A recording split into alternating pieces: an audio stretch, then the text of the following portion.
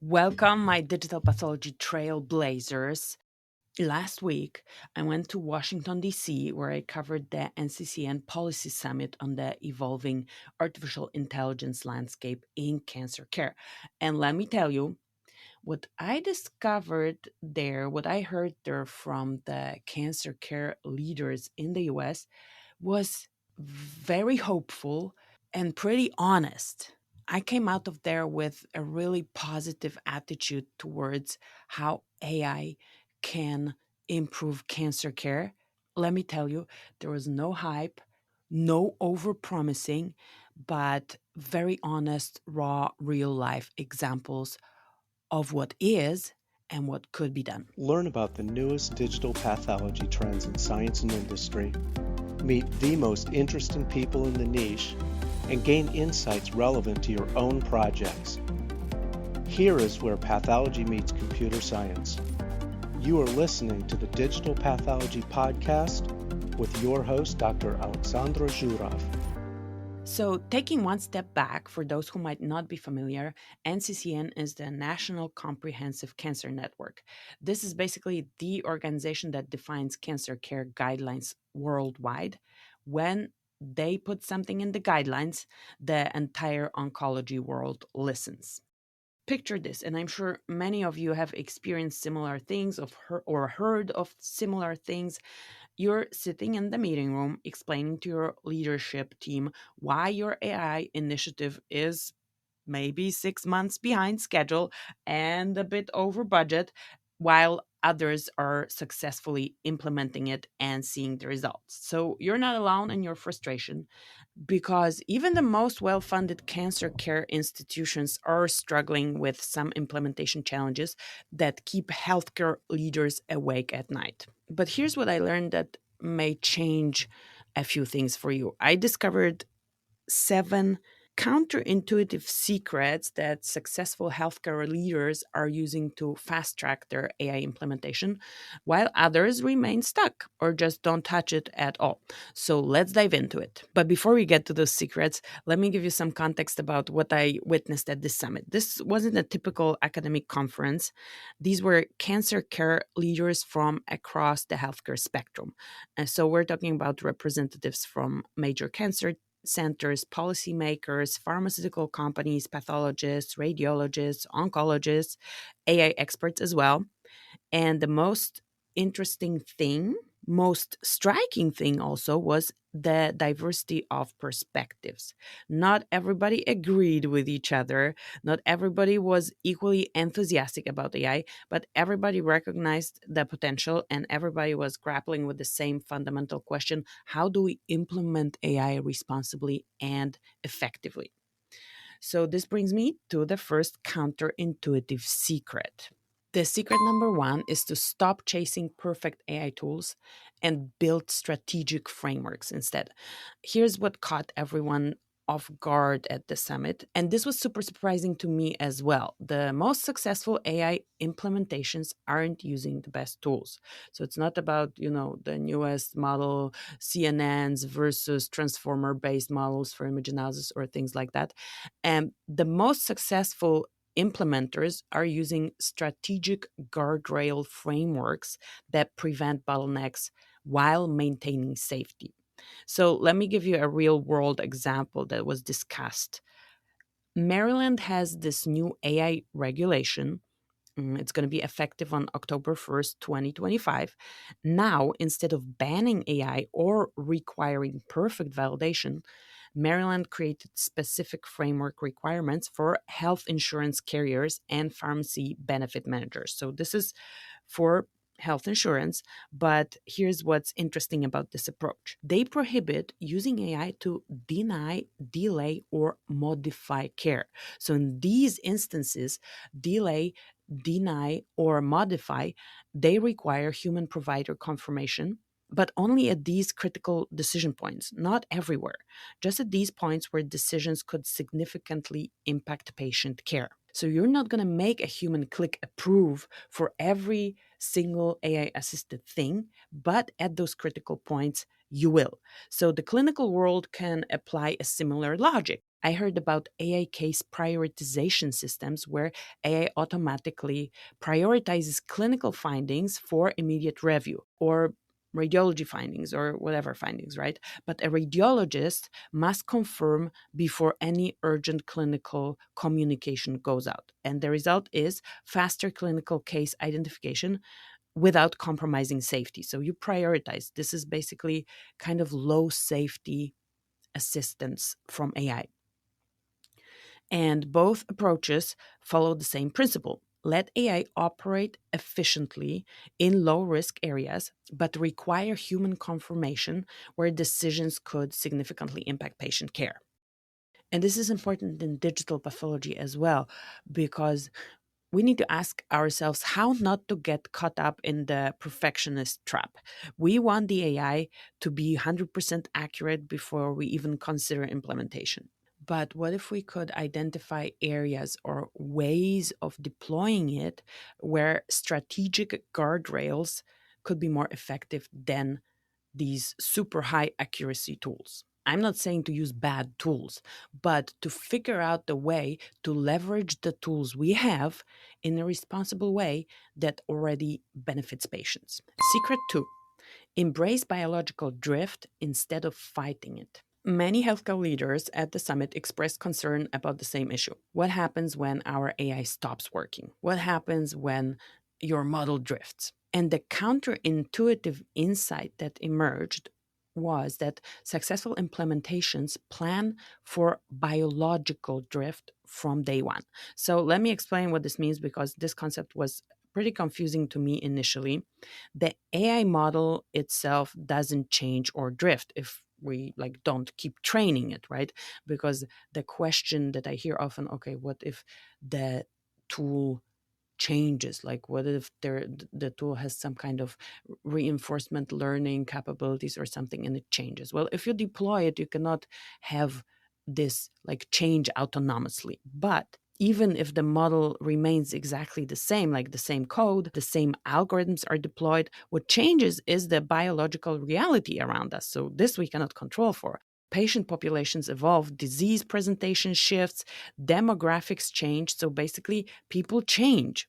So while your AI model stays the same, identical, its performance can degrade because the world it's analyzing has moved away from the training data it learned from. So, like the people, and I see it in the preclinical world where you have this concept of historical control data. And historical control data is from animals that you previously analyzed, and you can kind of base your judgment for the studies that you're reading on what was there before. But this historical control data goes only 5 years back because the biology of the animals changes, right? So we have to account for that. So, what was the summit solution? Instead of trying to build perfect models that somehow anticipate future biological change, the summit expert discussed the concept of building self aware AI systems that can detect when their performance drops below acceptable threshold. And it doesn't sound like too crazy to me. Basically, when you start getting results that are below some acceptance criteria, the model is not going to give you any more. The model is going to tell you that it's performing bad and not produce results. One panelist noted, and I'm quoting here, we need AI that can say, I'm not performing well, and we need AI that can say, I'm not performing well enough anymore, and stop giving predictions.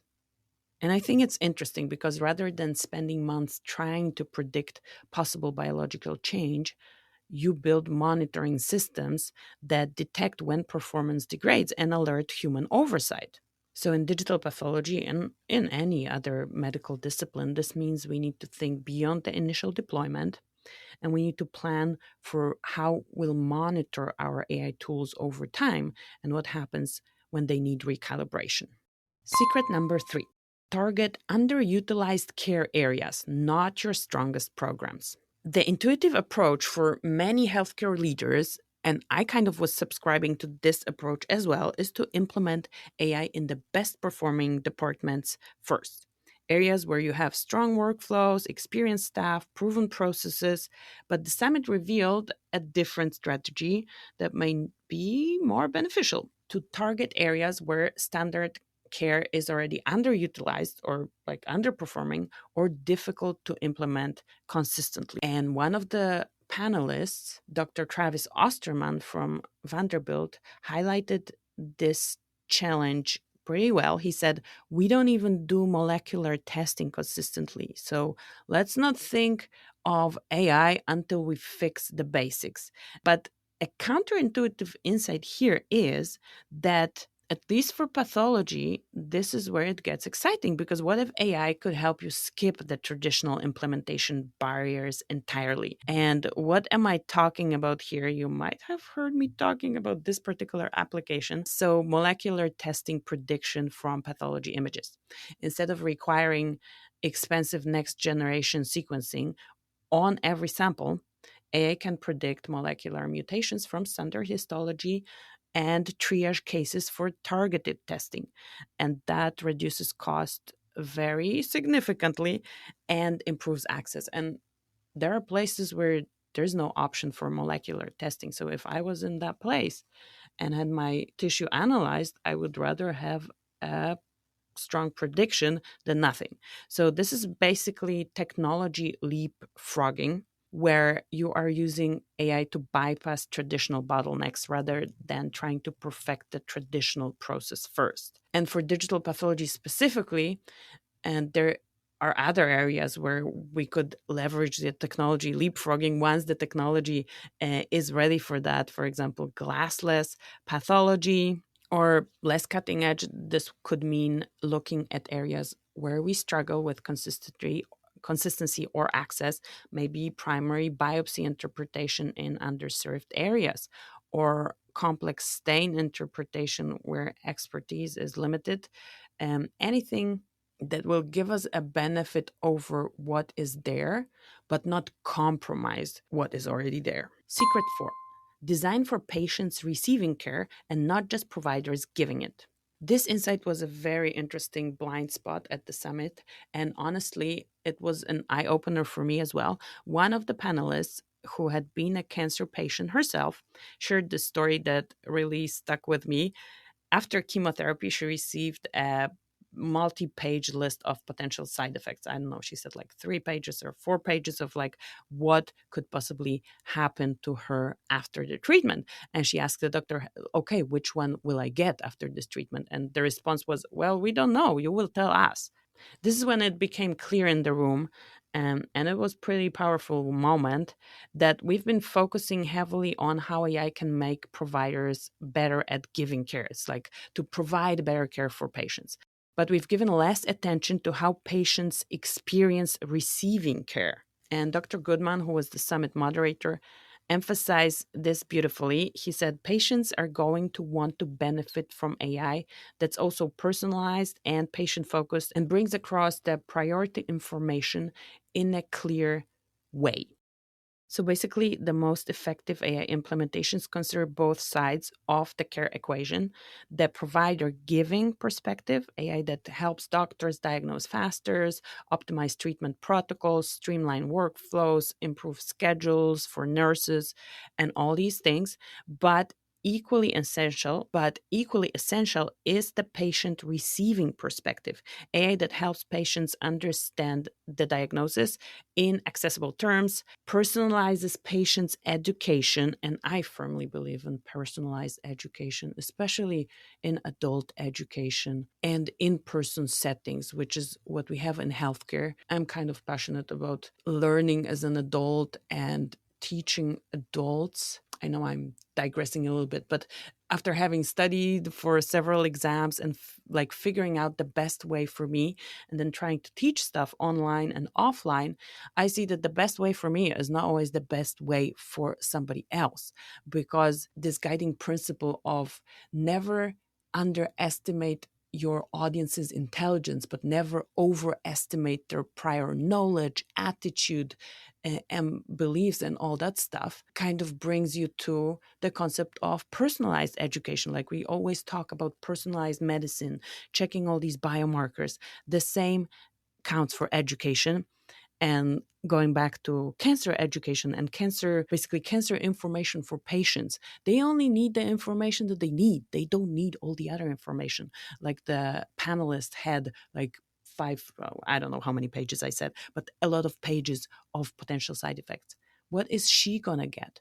What does she need to mentally prepare for physically? What does she need to tell the people that are helping her in her cancer journey? So, anyway, big proponent of personalized education. And with AI, we can do that. So, that would be AI that helps patients understand their diagnosis in accessible terms, personalizes patient education, prioritizes relevant information instead of overwhelming people. And for digital pathology, this means thinking about how AI tools affect not just the pathologist workflow, but how they could impact the patient experience. So obviously there is this, okay, are we making the diagnosis faster? Are we making it more accurate? But are we making it more understandable for the clinical teams who need to communicate with patients? Patients have access to their pathology reports. So should there maybe be a section that is very directed at patients? Up to us to figure out what would be the receiving care part of the pathologist workflow. And I had a fantastic guest on the podcast, Dr. Lija Joseph.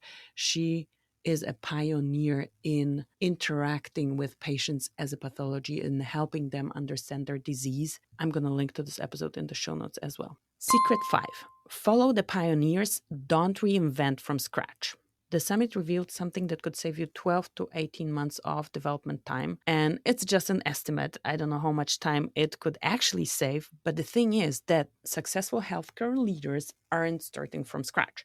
They are following the pioneers. Something that was repeatedly referenced were the CMS AI initiatives, and as an example to learn from and not compete with. And I want to highlight this: not compete with. So one panelist noted, and this was pretty practical advice: follow the pioneers and build on top of what they did. Don't start from scratch if you don't have to. And I think there is, in the whole world, there is always this like fear of missing out on technology. And when something emerges and somebody has done it, instead of modeling what they did, we try to compete to like be at the same level, not be worse, or basically take part in the revolution. But just letting somebody do it and following is can be a good approach, and it works because you learn from their mistakes without making them yourself. You reduce deployment risks and you accelerate time to implementation, as well as avoiding regulatory pitfalls they've already navigated. And the summit presentations showed multiple successful implementation already in progress. Ambient scribe, which is voice recording during visits with patients, that is then transcribed into patient notes and basically is creating medical documentation on the fly, letting the doctor actually interact with the patient and not type all the time. There were examples given for surgical planning optimization, infusion scheduling algorithms, and radiology critical alerts. And instead of viewing these as competition, smart leaders are studying them as roadmaps. And it's never going to be one to one following somebody, but this word roadmap basically gives you a framework. Okay, what did they do? How could I do it at my institution?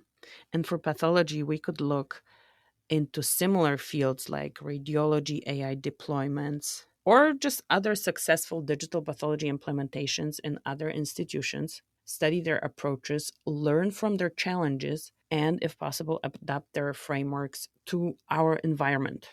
Secret 6: build flexible systems for evolving regulatory pathways. Here's what few want to admit, and this was a recurring theme throughout the summit: regulatory pathways for AI remain complex and evolving, even for successful companies. But here is another counterintuitive insight: this complexity is actually your competitive advantage if you know how to navigate it. So an example is Artera AI received an FDA de novo authorization in August 2025 for their AI digital pathology software for prostate cancer. It's a prognosticating software. They became the first AI powered software authorized to prognosticate long term outcomes for patients with non metastatic prostate cancer. Now, here is the gap that was highlighted at the summit. While the FDA has approved 950 AI medical devices between 1995 and 2024, Artera is currently the only AI cancer test included in NCCN guidelines, even though there are plenty of other AI tools existing. And this gap reveals a key insight that FDA approval and clinical guideline inclusion are entirely different process with different requirements. And I was talking to Artera's representatives and I asked them like, how did you manage to get it in the guidelines so fast? And they said they basically did their tool development with that in mind. So not only the FDA clearance, but also inclusion in the guidelines that later actually guide treatment. And there was another strategic advantage of Arteras. Their de novo authorization included a predetermined change control plan. So this is something that FDA offers and that allows software updates without further 510K submissions. This regulatory flexibility enables rapid iteration if you need to change the tool. And as we just said in the previous secrets, that the biological drift is inevitable. So you will need to change your tool at some point, right? So for the digital pathology community, this means building implementation flexibility into your AI strategy rather than betting on one regulatory pathway and keeping it rigid. But we already know that because AI like exposed us to a lot more built-in flexibility compared to the previous ways of doing software as a medical device. So here now there's this predetermined change control plan that one can leverage to address that potential flexibility of the AI tools. Secret 7. Stop setting human level performance as your AI goal. An interesting debate emerged about AI performance expectations, and it made me think differently about how we evaluate AI tools. I kind of had these think differently moments before, but then often the mind goes back to the default. So it took my mind out of the default approach again. And the traditional approach sets human level performance as the gold standard for AI validation. But Summit experts questioned whether this benchmark actually makes sense. So an example was discussed about the Roche AstraZeneca TROP2 test, which received FDA breakthrough device designation in 2025. And this is an AI powered diagnostic that measures the ratio of TROP2 protein expression between tumor cell membranes and cytoplasm. So you see it, but you cannot visually measure the ratio, right? This provides a level of diagnostic precision that is basically not possible for visual scoring methods. So there is no human equivalent to compare it to. And in this case, setting a human level performance benchmark would be impossible because humans cannot manually perform this quantitative ratio calculations across thousands of cells with the same precision. Or I would argue with like none of the precision. Like I am not able to do a reasonable ratio even on one cell. It's a little bit like calculators. Calculators didn't make us worse at math, but they freed us to solve more complex problems. And AI tools can exceed human capabilities in specific domains while human focus on higher level decision making. As always, there's another side of the coin, and we need to find balance because there was a study published in Lancet in 2025 that showed endoscopist polyp detection skills declining after regular AI assistance. So we must guard against overdependency while not limiting AI to human level performance, especially in cases when you can demonstrate that it can do better. And in the digital pathology space, there is a fantastic paper by a friend of mine, Dr. Famke Effner, The Gold Standard Paradox.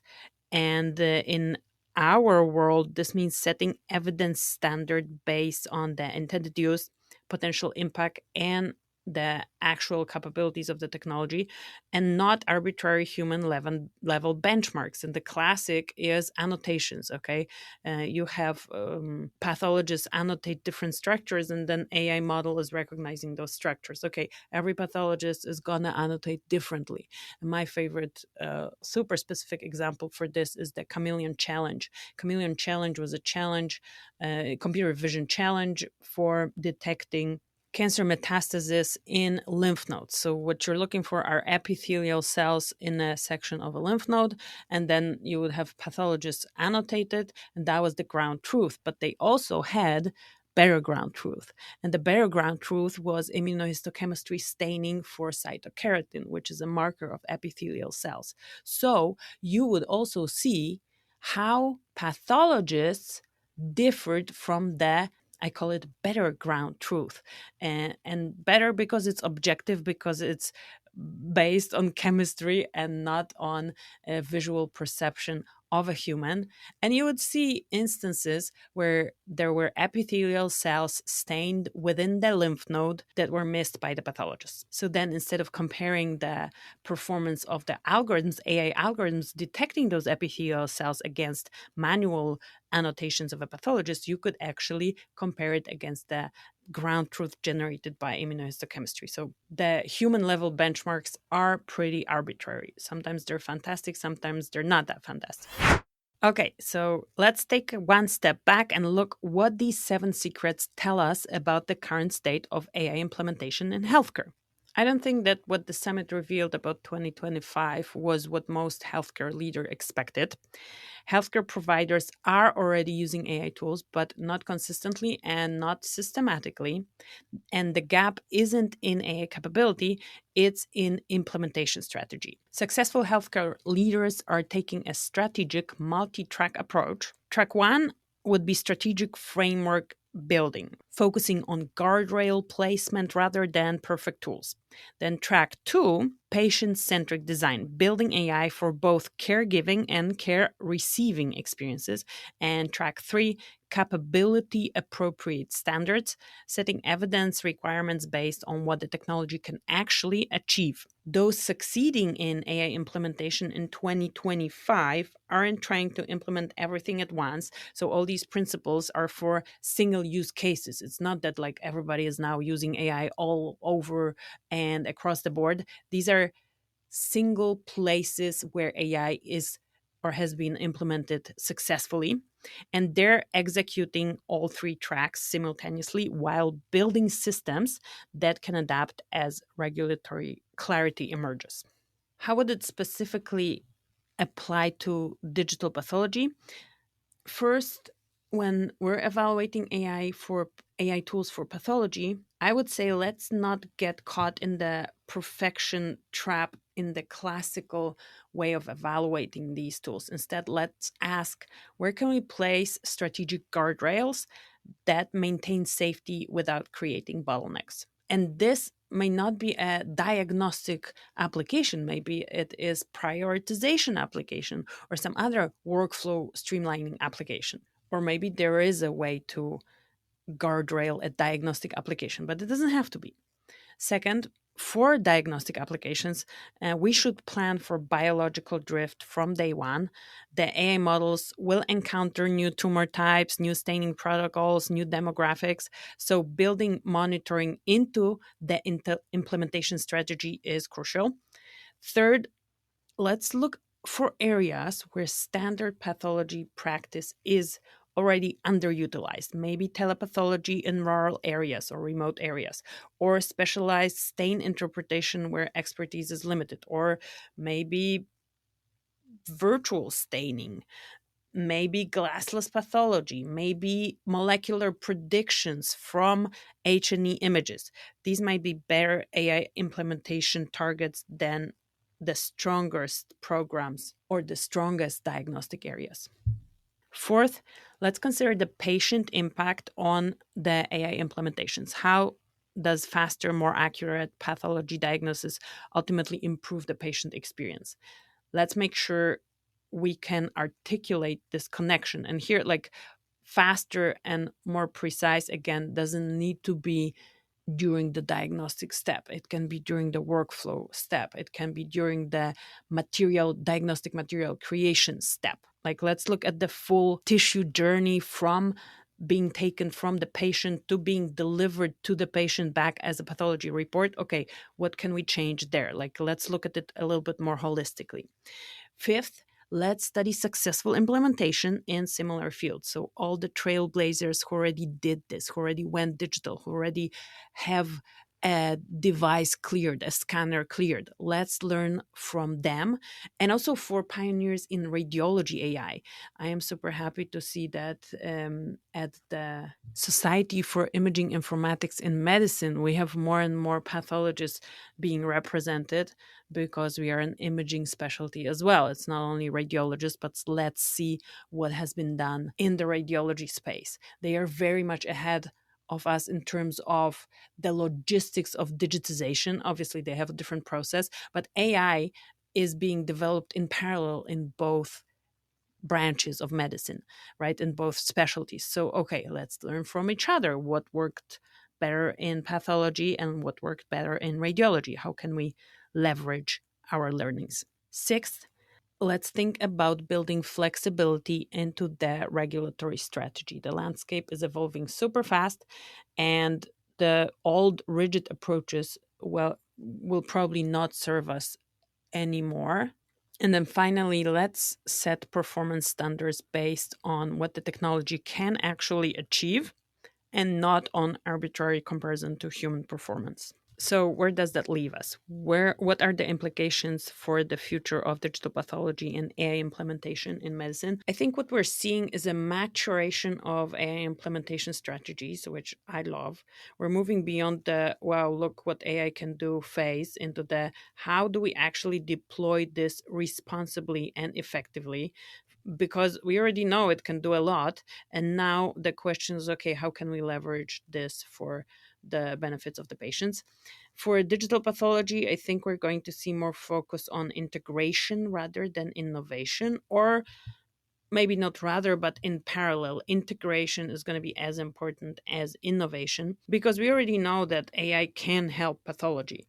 The question is how to implement it in a way that is sustainable, scalable, beneficial for all stakeholders, including patients as recipients of care. So what I've seen at the NCCN Summit was the organizations that are successful are those who think about it systematically and not as single use applications. And also, they're not just buying the AI tools, but they're analyzing and redesigning workflows, updating policies, training staff, and preparing for long-term technology evolution. And I think something I want to highlight here is the analyzing and redesigning workflows, because our workflows, first, we have to very well understand them.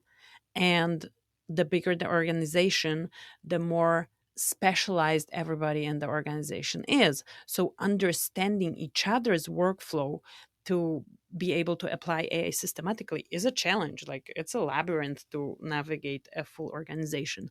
So, but analyzing and then redesigning, because the workflows that we have right now, even like the good ones, they were not designed with AI in mind, right? So everything that is paper-based, okay, now we have large language models and you can scan this stuff. But here, again, you're digitizing analog, where the new way would be not to create an analog record. And there is a mix-up of paper and digital in forms of typing, digital in form of dictating. So there's a mixture of inputs, and some inputs are better suited for building these AI workflows. So that's super important. So what are the next steps after the summit? The summit had an interesting format because we had panel discussions of experts, and then the participants would go with facilitators from NCCN and also with the experts to discuss. So the participants in those groups after the panel discussions had to answer questions. Okay, what are the challenges? How can regulators help? And basically, we're discussing the topics. Notes were being taken, and based on these notes, a report is going to be issued. So whenever that's out, I'm going to let you know. And the resources from today's episodes, you can find them in the show notes. And if this resonated with you, I would love if you could share it with your colleagues. I think something that's going to help us advance digital pathology and AI is if we speak the same language and if we basically are informed what's going on. I believe that something that's going to help us advance digital pathology and AI is when we are in the know what's going on at organizations, at institutions that are leading the way, and also if we speak the same language. So thank you so much for sharing. Thank you so much for joining me today, staying till the end. It means you are a real digital pathology trailblazer. So keep trailblazing however you can, and I talk to you in the next episode.